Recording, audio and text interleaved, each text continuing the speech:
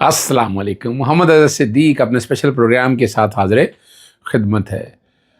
अब हुकूमत वक्त का क्या वतीरा रह गया है, क्या वो मुज़ाहरों को और उन सारे मामलों को कुचलने पे पूरी एनर्जी और पैसा ज़ाया वो क्या करने जा रहे हैं वो बता देते हैं। लीमा खान के जो इंकशाफात है उसके बाद बहुत सी बहस छिड़ चुकी है। एक बात बड़ी वाज़ेह है कि पाकिस्तान तहरीक इंसाफ के अंदर बहुत से लोग कंप्रोमाइज़्ड हैं। अब वो चीज़ें सारी सामने आ गई हैं और अंदर कौन होगा बाहर कौन होगा आने वाले दिनों में आप बहुत से लोगों के बारे में देखेंगे। जावेद लतीफ़ को नई और अनोखी बातें नहीं करते, लेकिन आज जाने ना जाने कहते हुए क्या कुछ कह दिया और उसका पार्टी पे क्या असरात होने और होगा क्या ज़रा इस पे। और इलेक्शन ट्राइब्यूनल ने फॉर्म 47 का क्लेम टेक्निकल बुनियादों पर रिजेक्ट कर दिया। यानी छोटी मोटी चीज़ें रहती हैं और ये टेक्निकल बुनियाद के ऊपर हम उसके क्लेम को ग्राउंड पे देख ही नहीं पाए और ये बड़ा सेटबैक है इस कॉन्टेक्स्ट के हवाले से। सबसे पहली जो खबर आपके सामने रखनी है वो है कि पंजाब में एहतजाज से निपटने के लिए एंटी राइट जो पुलिस है उसकी समरी तैयार हो गई है। ये मुल्क खाने को मोहताज है, महंगाई इतनी हो गई है, कर्जे इतने चढ़ गए हैं, लेकिन हम इसी में लगे हुए हैं। हम पुलिस, FIA, एंटी करप्शन और नैब, अगर हम सभी इदारों को देखें तो इदारे कॉम्प्रोमाइज नज़र आ रहे हैं। अब आम आदमी की बात नहीं सुनी भाई, ठीक भी कर रहे हैं काम, मैं ये नहीं कह रहा कि ठीक नहीं काम करे, लेकिन मैं जो देख रहा हूं वो मैं आपके सामने सारा बयान रखना चाहता हूं। अब ये 5,000 जो है ना पुलिस एहलकार, यानी एक तरफ पेंशनें खत्म कर रहे हैं, एक तरफ पोस्टें खत्म कर रहे हैं और दूसरी तरफ ये तबाही और बर्बादी। यानी क्या दोहरा तरीका है। यहाँ IMF नहीं बोलेगा आप पे, वर्ल्ड बैंक या बाकी जो मालियाती इदारे आप पे नहीं बोलेंगे कि ये क्या कर रहे हैं।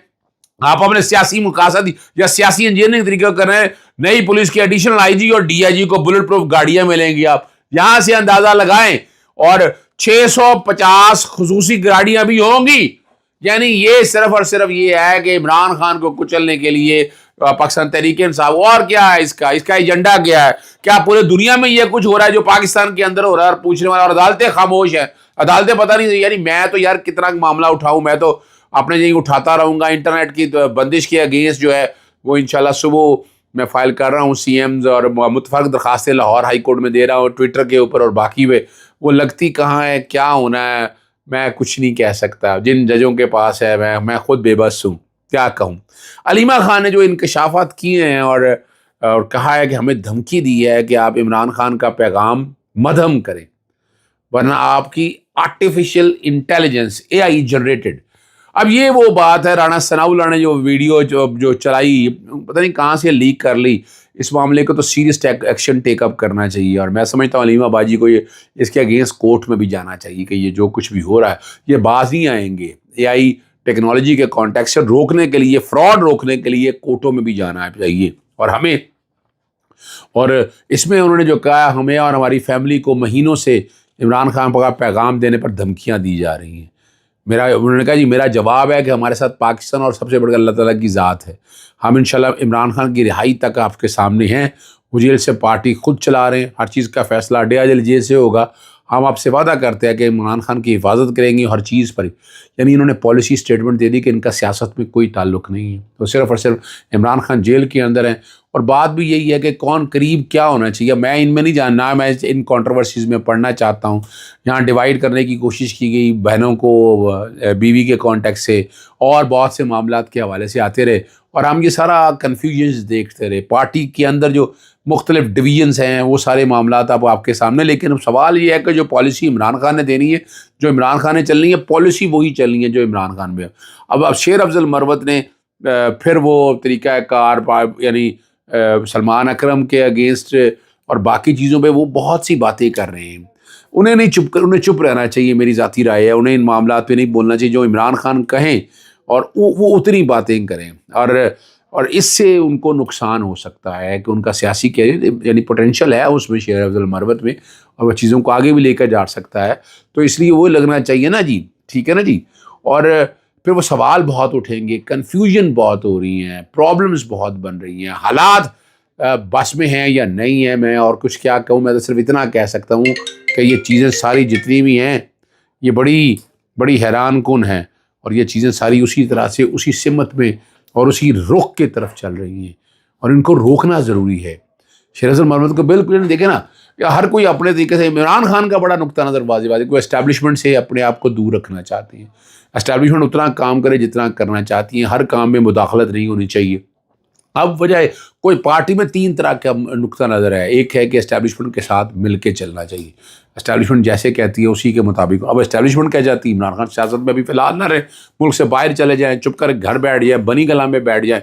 دوسرا ایک نقطہ نظر وہ یہ کہتے ہیں بین چلا جائے، یعنی ادھر بھی پاؤں رکھا جائے ادھر بھی پاؤں رکھا جائے. تیسرا اب ہارڈ سٹینڈ لینے والے بڑے کم لوگ ہیں، وہ بہت کم لوگ ہیں ہارڈ سٹینڈ لینے کے لیے، اور اس پہ عمران خان اور بشرا بی بی صاحبہ کھڑی ہیں ہارڈ سٹینڈ کے اوپر.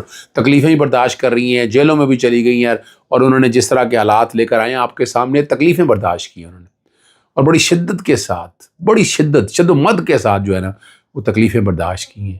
اور یہ اب اس معاملے میں ذرا سیریس ہونا پڑے گا. خدا را ایسا مت کام کریں کہ جس سے حالات جو ہے. اور لیکن یہ اب پاکستان تحریک انصاف کو من حیثل، یعنی پوری پارٹی کو یہ فیصلہ کرنا ہوگا کہ کیسے کرنا ہے. لطیف خسرو صاحب کچھ ملک سے باہر جانے کی اجازت مل گئی، پاسپورٹ کنٹرول لسٹ میں انہوں نے اجازت دے دی.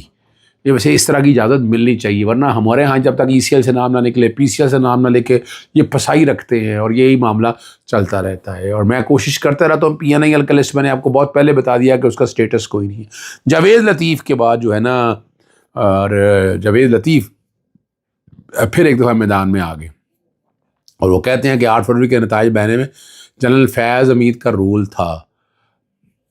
اور یہ جس طرح کس کو کہاں بٹھایا کیا کیا، تو اب تو جنرل باجوہ کا نام پتہ نہیں کیوں نہیں لیتے. جنرل باجوہ کا نام لینا. جاوید لطیف صاحب آپ کیوں نہیں بات کرتے؟ جنرل فیض حمید کا اگر ٹوٹل رول تھا تو اب لانے میں اب جنرل فیض حمید بھگت رہا ہے. پھر جنرل فیض حمید نے اگر منہ کھول دیا تو آپ کی گورنمنٹ کہاں رہے گی، کہاں رہ جائے گی؟ کسی جگہ نہیں کھڑی ہوگی، یا منہ دکھانے لائق نہیں رہیں گے. ویسے تو باتیں یہ ساری کر رہے ہیں، یعنی زبیر نے بھی کہہ دیا کر آج کل میں کہ مذاکرات نہیں کرنے چاہیے. یا اگر انہوں نے زبیر صاحب کا گورنر ہے، انہوں نے بھی کہہ دیا ہے. مفتاح اسماعیل نے بھی یہ بات کہی. اسی طرح کی، اور شاید خاقان عباسی بھی اس طرح کی باتیں کر رہے ہیں.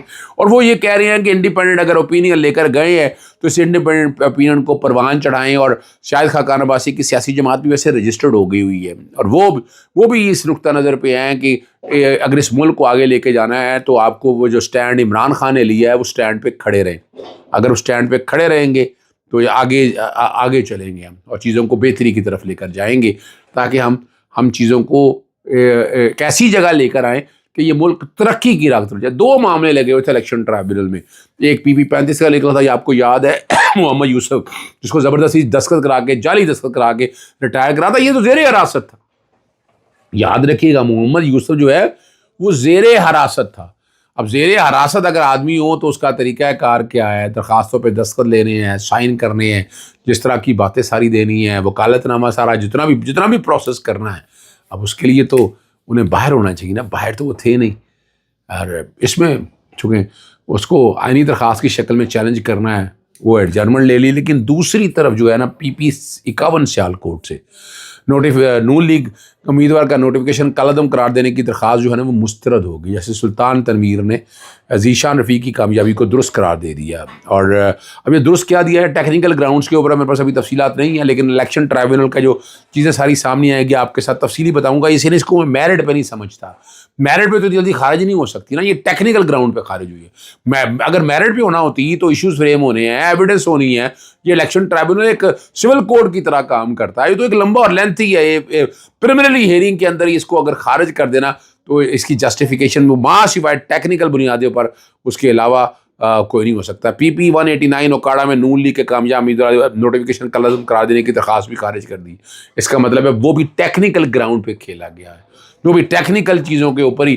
اور وہ یہی ہے، بیان الفی نہیں آیا ہوگا یا باقی چیزیں نہیں آئی ہوں گی تو یہ ٹیکنیکل بنیادوں کے اوپر. یعنی یہ نہیں ہے کہ آپ ڈیپلی جائیں، میرٹ دیکھیں، اس کے جو باتیں کی ہیں فارم 45 اور 47 کے حوالے سے اس کو ایک منطقی انجام کی طرف جائیں. یہ میں نہیں دیکھ رہا. میں اس میں بہت سے اف اینڈ بٹس دیکھ رہا ہوں. تفصیلات میں آپ کے سامنے انشاءاللہ بہت جلد اور رکھوں گا جہاں یہ ساری باتیں سامنے رکھوں. لیکن یہ نہیں ہے کہ فارم 45 اور 47 ختم ہو گیا. اجازت چاہتا ہوں. السلام علیکم، اللہ حافظ. پاکستان زندہ باد.